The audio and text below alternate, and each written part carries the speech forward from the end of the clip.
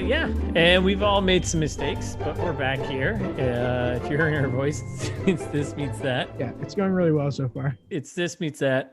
You're back. We're back. Part 2. Yeah, we're all back for part 2 of Alien Warfare. How lucky are we? The warfare continues. Where we Yeah, even warfarier. It's getting. Oh yeah, it's getting. We're actually we're just about to meet the aliens, Russ. That's where we're at. This movie sucks. We all know it. We're just getting to the part now where we're getting to the alien warfare. Finally. Yes. We're investigating the drone. There's a drone that has gone down outside. No one cares. It doesn't matter. Yeah. There's no possible way that drone made that sound. It doesn't matter. Again. It made a sound? Yeah. Well, the sound is what they're investigating. Oh. Yeah, no, I didn't get that at all. No, fuck this. And then all of a sudden, there's shooting. Yeah, and there's some blue explosions. Or first there's a blue vision mode, which we've seen earlier in the movie, which was very reminiscent of bad Predator vision. Yeah, if Predator was a bad movie, it would be that. Yeah. And then there's blue explosion. I don't know, that's what I wrote. Which is, it turns out, is teleporting, which we find out right now. So it's actually they're transporting down to the planet from Unclear. Yes. And then I love how, and this is one of my favorite. So this is our first glimpse of the aliens. Right. This is our first glimpse of the aliens. This is, I think, one of my favorite tropes in any military movie is when we start talking about following procedure in a situation that is completely foreign. You have to think the actual military is probably trained for this kind of situation where they're like, just in case something super crazy happens, here's what you do. Yeah. And so they immediately fall into the same kind of line of, all right, well, what do? We need rules of engagement. It's like, what are we supposed to do with these guys? And I was like, okay, I appreciate the Navy SEAL David B. Meadows here probably being like, hey, yeah, we got to establish rules of engagement. Obviously, idiots. Yeah, clearly. Right. So we got our first shot of the aliens. There's 4 of them, and they drop down, and man, are they a presence. Yeah, and like whenever we go into the alien vision mode, I love that the voices are hilarious. It's like all slow-mo, and they just it's like yeah, it repeats everything that the humans say. Like when he's saying things like, "We need rules of engagement," it switches quick to alien vision, going, "We need rules of engagement." Yeah, and it's like, why would you? A terrible Predator ripoff. So we're like 45 minutes into the movie. This is exactly halfway, right? Yeah, pretty much. This is when the alien fight starts. Yep, the aliens show up. There's 4 of them, and they literally look like leftover Power Rangers, pretty much, their costumes. And the initial interaction is, okay, we got the 2 brothers who are out front, and they're like hiding, and they see the 4 of them, and he's talking into his little walkie-talkie. The 2 brothers stand in the top of the stairs, and Chris, the LT, is just like, this is a restricted area. And they have such powerful weapons that, like, you come to find out, like, why wouldn't they just zap them? Yeah, just zap them and just go get what you need to get and move on. Hundreds of scientists have been turned into ash piles. Like, why not a few more soldiers? I don't know. Doesn't make any sense. Nope. And so then we duck inside. We run away. This is where I think we already covered in like the last episode, but this is definitely a moment where there's a lot of theories and thoughts that become facts about what's going on. Like quickly, the aliens are looking around, and I think it's Thorpe or whatever, or someone, I don't know, whatever, it doesn't matter. Someone's like, oh shit, they're scanning us. What? How do you know that's what they're doing? They're inside protecting the lobby now. The lobby of this building from aliens, which, like, how can the aliens not just blast through the doors? They can, and they do. It just takes them a couple minutes, which is weird. It takes them a little to figure out, how things work here in America. Right. Exactly the same. And then we get in the elevator. And I hate the elevator joke. The elevator joke is my least favorite thing in this whole movie. Well, let's talk a little bit about it, because I think it lingers, and we'll... Yeah, it comes up a bunch of times where they're playing this bopping elevator music. And I know we talked about elevators earlier in part one. It's back again. It hasn't gone anywhere, you know. Elevator music, it's actually pretty, you know, moving elevator music, and Jonesy's the only one who's into it. They're still trying to play this up. Yeah, and you get a good. I love Thorpe saying, "I told you it was aliens." Classic smart guy thing, right? Yeah, Thorpe being an asshole the whole movie, just being an absolute know-it-all. Yeah. I told you, aliens. Did you guys not know I was reading Socrates in the beginning of this movie? Yeah, did Clearly. you not see me with the? I pulled out Homer's Odyssey earlier. Yeah. My bedtime reading. All right. So whatever, aliens are here. Everyone's saying stupid things are happening. Then we go back down to downstairs. Whatever, I just kept calling it downstairs, but downstairs. Yeah, we're trying to strategize now. Yeah, downstairs. I called where the bros regroup. So we get the 4 bros getting back together. Chris throws out a great line. I don't care if they're from Mars or Missouri. Yeah, I don't give a shit if they're from Mars, Missouri, or wherever. Yeah. Sure. And then out of nowhere, yeah, Mike becomes like the new hero. Steps up and just spits out a bunch of exposition and comes up with stuff that just becomes fact all of a sudden. Like they dropped a bomb and it didn't work. You're like, oh, okay. So we're assuming now that this object is a bomb. Yeah. Sure. This is also the scene where Jonesy starts hitting on Isabella, and it really bothers me. It was so weird because it was like a weird moment of, there was always a big thing between Jonesy and Thorpe about Thorpe, you know, being a smarty, nerdy guy, right?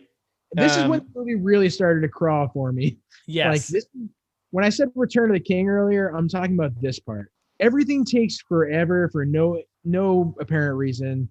They're like down in the lab.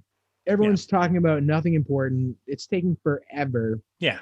Yeah. Jonesy's like weird. Like it was like maybe it was like a trying to break up the whole moment, but like him going and like flirting with the doctor, the researcher there, Isabella, was like trying to prove 2 things. One, that like his whole tactic doesn't work, and then 2, that she has no interest in him.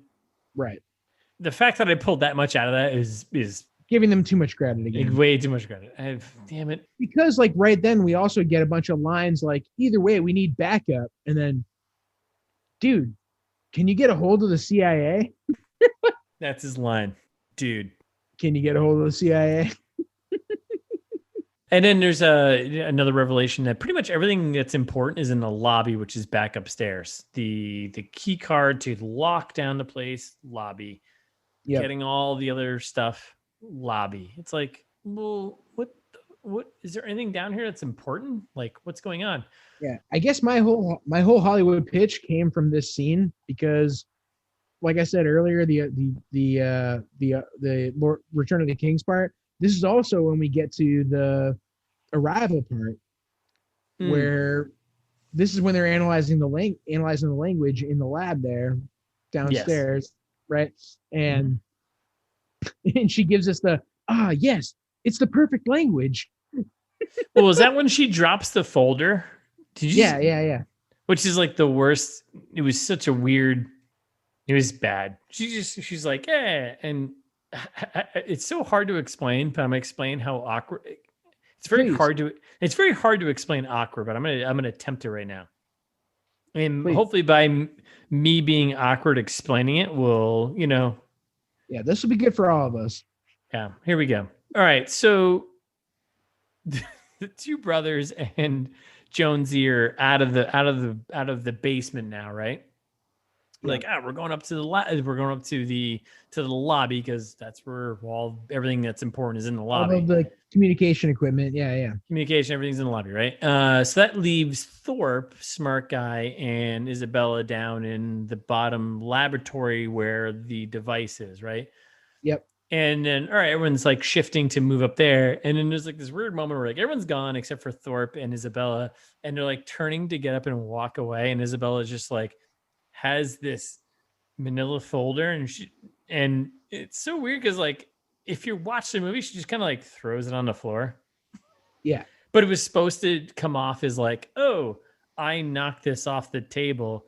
Oh, that's important. I don't want you to see this. Yep. And Thorpe picks up and he's like, what is this? What's going on in here? Where is she? I don't know. It's really weird. and that's it, right? Yeah. What came out of the folder though? Oh, what came out of the folder was that the researchers knew more about what. Right. The perfect language. Stupid. Let's move on. And I love how like then when we're talking about the comm stuff, they're like fighting over how many wires they should be connecting in the little wire box here. Like all of a sudden, like there's so much awful jargon being thrown around. Like, oh, Mike, just jack into the coax. You're like, I hate this. I hate this movie so much. Mike was like, don't worry about it. It's pre-Wi-Fi, pre-bandwidth. It's just, old. Yeah. Should be a couple easy cables. Telephone lines. Switcheroo. Yeah. Jack into a couple of telephone lines. We'll jack into, like, oh, we'll jack into everything. We'll just jack into it. Just keep jacking into it. I'm like, can you stop jacking into it? Stop saying jacking into it. No one's jacking into anything, Mike. All right, relax. Yeah, relax, guy. And then, well, there was also just before that, we were like, did you catch when they're like the three of them? They're hanging out, like they're heading into the lobby, and there's like two doors that open up into the lobby, and it's like two doors, like cafeteria doors, where like there's like the narrow windows in each door, with like the chicken wire between them, and the three of them are lined up against it, and all three of them are just like look through the window. One's like clear, the other one looks through the window, clear, the other one looks through clear. No, it's not how any of this works. Now they're hacking into communications thing. Mike's trying his best. He's not a good telephone hacker. He's a bad hacker. And then this is when we get the big reveal that one of the aliens is a she. Oh, good. The same trope plays in the actual world today of like, oh, the armor has breasts, so it makes perfect sense. Of course, that one's a she, and they make a big deal out of it. Yeah, it was forgettable. Yeah, and the aliens spend so much time standing around. That, I think, made me the most angry out of anything in this movie. Yeah, they weren't very proactive. They were a little, No, like they'd be in situations where you would expect them to attack or do something logical, and they just kind of stood there and observed. Maybe because they're impervious to human weapons or something. I don't know. They weren't, though. And as we know at the end of the movie, though, I mean, I don't know. Let's get closer to the end of the movie. Let's keep going. Let's keep moving along. All right, so the aliens show up. They're terrible. They got oven mitts. They look like shitty Power Rangers. Yeah. The visual effects are awful. There was a great moment where Mike is like trying to do some hacker telephone line thing. I thought this was funny because it was so bad. It's like this is where like the big action kind of happened, and like. So he's doing this, and Chris, his brother, and Jonesy are there, right? And they're like kind of covering his back, and all of a sudden, like one of the aliens just pops inside the room, and there's this moment of like pause yet again of like 3 seconds, and then it's so weird, but I think that Mike turns and he just tackles him and throws him on the ground, and the alien just kind of like standing there like 5 feet from them, and I was like, the alien just kind of like must be just be shaking in their head, being like. Oh my God! You are the worst. You guys saved the president's daughter. Yeah. No, you didn't. No, you didn't. You didn't save shit. Yeah, and that's when Chris gets shot in the arm, right? Yeah. With the radio also gets shot. Yeah, it's like the random shot. So like so they stumble on the floor, and then like they all get up and they're fine. They run down a hallway, and the alien shoots. Chris is running. He's got a walkie-talkie in his hand, but he's also got one in his. That doesn't make any sense. Anyway, he's got one in his hand, and the alien takes this amazing shot, and just for some reason doesn't shoot and kill him, but shoots the fucking walkie-talkie out of his hand. Yeah, which dumb. And it turns out that the alien suffers greatly from shooting the walkie-talkie. Big time. It's called a little, was it radio interference? Is that what they called it? Something like that, yeah. It was stupid. So then we head back downstairs to the lab, right? So we're back in the basement, all four bros and Isabella. They're trying to study the weapon, right? They're trying to study the weapon that they captured. Yes, they did get a weapon. We didn't really explain how that happened, but whatever. They got a weapon from one of the aliens. Do some teleportation shit. It doesn't matter. Yeah. It really doesn't matter. So they got a gun. It doesn't matter because they don't really use it, do they? No, and that's when Chris says, "Oh, it's probably linked to their DNA or some lame ass shit." So frustrating. It's so annoying. It's probably linked to their oven mitt that we don't We have. can't get it to work. Yeah. So annoying. Also fun. So they're hanging out in the basement, and Chris is the LT. He's the leader of the group. He's always been the leader of the group, and there's been some animosity between him and Mike and the brother, right? The entire, for a very long time. Yep. And then I thought this was funny too. Is like Chris sitting there, he's like, ugh. And Isabella's like, well, how long? What do we got? And he's just like, no one's gonna look for us. No one's gonna look for us for I don't know, 7 hours. Yeah, 7 hours. I don't think we can survive. I was like, did you just make up that number? Like, I have not felt very comfortable or confident in any decision you've made this entire movie, and you just wrote 7 hours. Like, I don't buy it. Not 7 hours. And this is when we get the big Mike exposition here, where he's talking about how huge speech, how the aliens they're missing leadership. Yes. In what way? Like, how are they missing leadership? It seems like they know what they're doing. You guys are being dummies. And you've got Chris, who is just seemingly, incompetent. Yeah. I don't know. And then this is when they start talking about electrolocation. Like, wait a second, they're allergic to phones? Like, no, they're not allergic to phones. There is a quick little thing though. Like, so Mike does this big speech, and he's just like, because at this point, I think Mike is like, he's got the other two guys on his side in terms of like, he makes decisions, whatever, but they're always not the right ones, right? And he gives this big speech, and then he gives his brother Chris like, hey man, we need someone who's a leader, and Chris is that guy, right? Chris just jumps up and he crosses his arms, and I was just waiting for him to be like, yeah, I don't know. I don't have a fucking plan. I don't know what the fuck we're doing. I think we're gonna fucking die. It's basically the whole movie. But yeah, then that's when we get to electrolocation, right? Yeah. It's way smarter than this movie is. The aliens can only see electricity. Okay. All right, easy enough, I guess. That's all it is. So Thorpe and Isabel get nerdy out, and they're having a moment. We have Faraday suits. Yeah, and then there's a Faraday suit. Then we get Faraday suits. But they just decide that like, oh yeah, they can't see. Yeah, they need to be. Yeah, sorry, I'm annoyed already. Yes, everything at this point is awful. But they have Faraday suits so they can. Well, they got one Faraday suit. It's a test suit, right? Isn't everything? Everything's a beta, right? Am I right? Yeah. Shout out to big tech companies that want to hire us someday. You're welcome. We got you. And then we start talking about blenders. We're like right about the point where Jonesy is. They discover, they're trying to create some kind of electrical diversion, right? Yes. In order to distract the aliens who see electricity. They're trying to pile all of the electronic devices in one area. So basically, to make the predator analogy here, right? The Faraday suit is pretty much like the cold mud on Schwarzenegger in Predator. Exactly. And it's like, oh, he can't see me. So the Faraday suit blocks, so these aliens can't see him, right? And it works about as good as it does in Predator, which is like a medium. Right. And then the flip side of it is like, oh, they realize like electronical devices create some type of pretty much like a heat source where that's what they're electronical. What did I say? Electronical?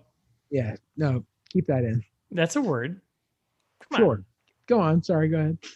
Electronic devices. Nice. Uh-huh. I just started that so I can edit all that out. Electronical. Yeah, you definitely can't edit that. No, electronical is it's a fantastic word. No, go on. I was on a roll and you screwed me up. God damn it. Whatever. So they decide to take all the electronical devices, put them in a room, all the TVs, toasters. For some reason, there are a lot of toasters. Pile them all up, and that's going to be your source of attracting. And blenders. More importantly, and blenders. This is so annoying. Yeah, this was so annoying. This pissed me off, actually. This is actually really annoying. Great marketing line for this blender. More watts than a house of light bulbs. Okay, sure. And this, we're talking about the NutriGrinder Plus here. For everyone that doesn't know, the NutriGrinder Plus is a top of the line blender that only you can blend the shit out of stuff with the NutriGrinder Plus. NutriGrinder Plus, if you want to be, yeah. Do you like muscles and men or women? You love the NutriGrinder Plus because you want a Grinder Plus. You want a NutriGrinder Plus. Do we want to? I think so. Yeah, we're big NutriGrinder Plus people here. Oh, we're definitely sure. I'm looking right now. I'm sure than I've ever been. Okay. NutriGrinder Plus. It's a blender. Yeah, Jonesy's real hot on the NutriGrinder Plus. That's besides the point because irritatingly obsessed with it. And this is another comedic moment though, where like they're getting all this electronical devices together, and he's like out of nowhere. No, you can't take the blender. This is important because this comes back.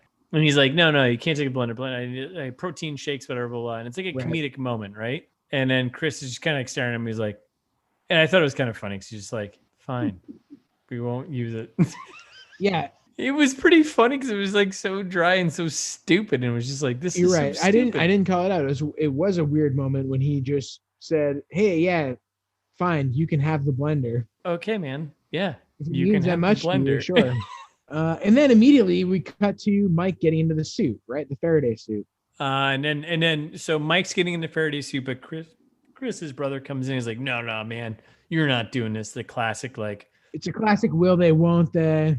Yeah, a classic. Like, no, man, this is dangerous. I got to do this. Yeah, Armageddon style.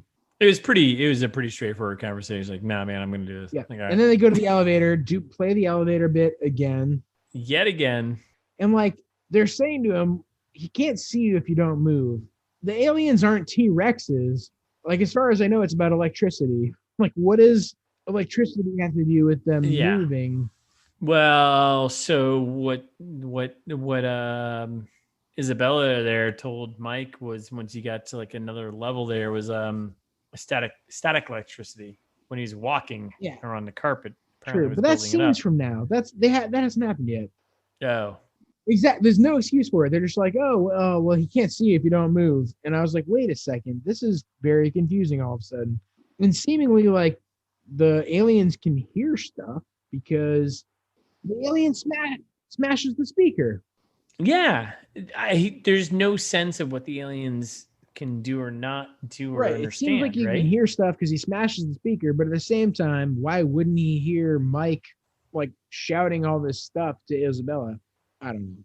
And I didn't quite get like, so Mike is in the Faraday suit and he's trying to sneak through to get down to the basement to turn on the power. I kind of missed all that. I don't know why he was right. He's working his way down in the basement, turning the power. Because when they talked about the electrolocation earlier, they were talking about how the reason why the aliens were confused when they shot the radio was that they were overwhelmed. Their senses were overwhelmed with this. They said, the power's off in the building. If we can turn the main power on back in the building, we can overwhelm their senses. And classic aliens are over. Yeah. So on the flip side, we got the other three bros there. Right. The Electronica Boys. It actually sounds like a great 80s band. And they set a trap. They put all the electronicals. All they did was turn stuff on. Their whole game was turn things on. So stupid. So they just had a pile of shit and they just turned it on, which nothing was really connected. I don't think it was like a bunch of TV. Like it made no sense. And then they hid in a little office, the three of them. And I was like, this is not good. So they're doing that. Cut back to the generator room, right? Hanging out. Cut back to the generator room, and we got Mike down there. He doesn't know what the fuck he's doing. Even though the alien can see the outline of the guy of Mike and like the static electricity coming off them, this is when the whole premise of the movie kind of comes into question. Then when you're seeing through the alien vision a very clear outline of Mike. But they're also saying that the aliens can't see you except for electricity. So, like, what's true? Is the outline that I'm seeing of the person the actual person, or am I relying on some kind of electrical signal? I don't know. Nothing makes this. I hate this movie. God, I said it a bunch. I hate this movie. I think you had your own conversation there. I don't need to help you. So then we get back to the trap. Yes. So the trap. So we got the three bros hanging out in a little office together, which is really weird. We got a pile of electronic. Everyone's just like shooting wildly into a force field. Yeah, and this was weird. So the whole idea was like, oh, they built this little stack of electronic equipment to draw the other, because they were apparently the aliens were attracted to this according to their fucking thing, whatever. So they kept showing up at this point, and then the bros kept shooting at them. But I'm like, your bullets don't go, like, we know this. Your bullets don't do anything, right? And they said earlier, like, that, hey, we're down to like a third of our bullets, like we're running low. And they just sat there and unloaded all their bullets on. And I was like, you guys know that they're blocking this, and I understand what they're doing. Like, no, I don't understand what they're doing at all. Trying to provide cover or something, but yeah. And meanwhile, Mike is down finding the generator room. He gets in and is talking to Isabella, and they're talking about how 3 inches of steel is very confident that the aliens can't get through that somehow. You're like, wait a second. This whole building, like, we're not talking 3 inches of steel throughout any of this? Like, why all of a sudden is this the room that they need to protect? Why all of a sudden is this the room that the aliens can't get into?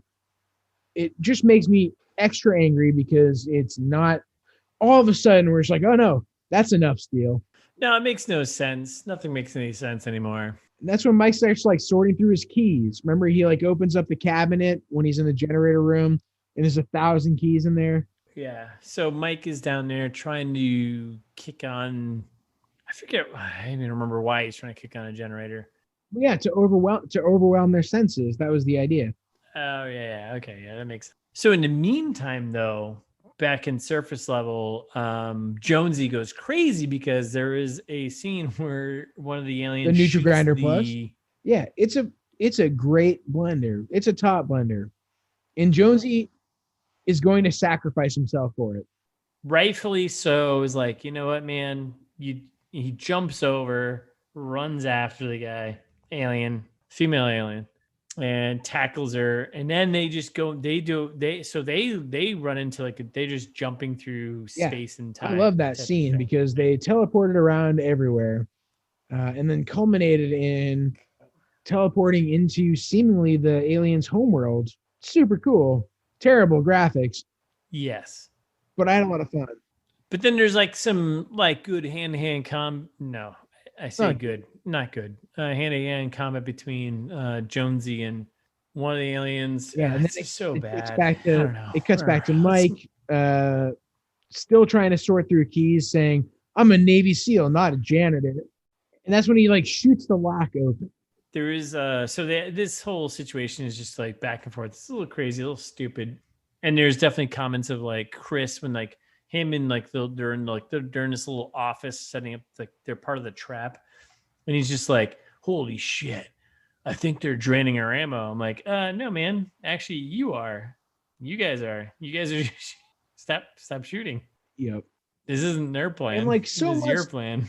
And right before this, they had said they only have 10% of their ammo left, and like they just shot hundreds of rounds. Yes, for nothing. But luckily, turning on the generator is enough to drive all the aliens crazy. And that's all it takes. There was a fun little goof. There was a shot of whatever. Let's skip it. No, wait. Thais noticed that too. Is that when the shot of the people and they shifted right slightly? Yeah. Thais noticed that too. Yeah. And the problem is like either the camera or everything else shifted. It was just like, it was so obvious. No, call that out. The movie sucks. So turning on the generator seemingly was enough to disrupt everyone's everything, right? Like they're all the aliens are freaking out because the generator got turned on. And then this is when Chris gets kidnapped by the alien. Did we talk about the Jonesy alien sci-fi trip? No, not really. I guess we didn't talk about that enough. But yeah, Jonesy is like, we can talk about it really quickly. Yeah, so Jonesy was like in a fist fight with the female alien. Sure. And they're like falling through the atmosphere. And then they're floating through a city. Yeah, the alien city, it turns out. We didn't know this at the time. Yeah, I don't know why. I don't know why they would end up there. And then the alien lady just like And punches he's him in like, the face and knocks him out. it's Like, so that's funny. beautiful. So then Chris That's it. gets kidnapped by the alien. Yep, Chris, the LT, gets kidnapped by the aliens. This is the fan made trailer that Russ and I watched. This is that scene finally, which is literally a whole 59 seconds of Chris saying, "What do you want? What do you want? What do you want?" A bunch. I hate it. Yeah. But then it just cuts back to the lab. Yep. And this is when the big reveal happens. This is when like the whole movie breaks wide open. When I think it's Jonesy talking about when he's flying through the atmosphere with the alien. I saw a city shaped like a beach shell, and they're like, "Oh, you mean like a spiral?" And that's when Isabella goes, "I never thought about reading their language like a spiral. Like it's the perfect language. Oh my God." And that's when she plugs it all in. Everything makes sense. And the object, the bomb, whatever it is, it starts to open. The Fibonacci sequence is what they need to apply to this thing to now open it. It's awful. So that's when like we go outside. They're trying to communicate with the aliens. We're trying to exchange hostages at this point. We have the opening object egg thing. The Fibonacci sequence opened up the alien life pod, I believe we refer to it in a second. So they're trying to communicate. They're trying to trade hostages here. The aliens have Chris, right? Yeah, the aliens have Chris. They have the egg life pod. And that's when Mike goes up and talks to Chris, the hostage, and says, "Sup?" And Chris goes, "Just chilling. You?" And Mike says, "Chilling." I hate this. I hate everything about this. And also, the aliens are kind of disgusting. This is when we get the first reveal of the life pod opens up, and we see the alien with its like blue face, kind of fish looking. Like the aliens are gross. Yeah. And we get a nice, very astute from Mike. It wasn't a bomb. It's a life pod. So yeah, I'm glad that they're just like redoing the same scene from the beginning of the movie, where Mike is. It's the hostage situation. Remember when they're with? You're giving them. Yeah, no. I think this is movie 101. I think that they finally learned a lesson. They tried to do something from the book, and this is. You're giving them a lot of credit, but yeah, you're right. Like, they are. Mike is in an opportunity again where do you kill the hostage and your buddy and your brother, or try and work things out like a real person? But it was so bad because it was like, I don't know, man, just hand over the body. And yeah, but Mike shows personal growth and doesn't kill his brother. And then this is where things get a little weird, and the aliens start like using the Force to bring Grogu's pod closer to them. So they do the exchange, brother for brother, brother for sick alien, whatever. Then we get the salute. Oh yeah, and then we get a moment of like, all right, so they do this, they do the handoff, and then the aliens are like, they do the old, hand on their chest, and then and then Chris is just like, well, I guess we'll salute him. So and then we get the Jonesy. Call me, man. Call me for the lady, for lady alien. When the movie stopped making sense a couple scenes ago, even more than it already did, this is when we finally get the old Irish goodbye Fibonacci sequence, and that's an actual line that somebody says when the aliens disappear. The aliens like get in their spaceship, drive away. And Jonesy, is it Jonesy, right? That delivers the line. The old Irish goodbye, Fibonacci sequence. Okay, great. I'm glad we all gave up at the same time. And then now what do we do?